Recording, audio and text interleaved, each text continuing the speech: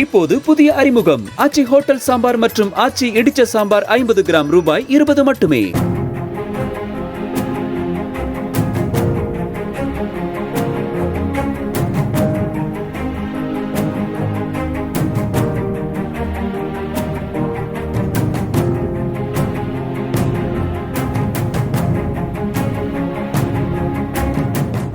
புதுச்சேரியில் உயர் ரக மதுபானங்களில் கலப்படம் செய்து விற்பனை செய்யப்படுவதாக வந்த புகாரை அடுத்து மதுபான கடைகளில் காவல்துறையினர் திடீர் சோதனை நடத்தினர். வில்லியனூர் பகுதியில் 10க்கும் மேற்பட்ட மதுபான கடைகளில் தாசில்தார் சிலம்பரசன் தலைமையில் ஆய்வு நடத்தப்பட்டது. மது பாட்டில்களில் சீல் சரியாக உள்ளதா, ஹாலோகிராம் ஸ்டிக்கர் ஒட்டப்பட்டுள்ளதா என ஆய்வு செய்த கலால் துறையினர் ஆய்வுக்காக சில மது பாட்டில்களை எடுத்துச் சென்றனர்.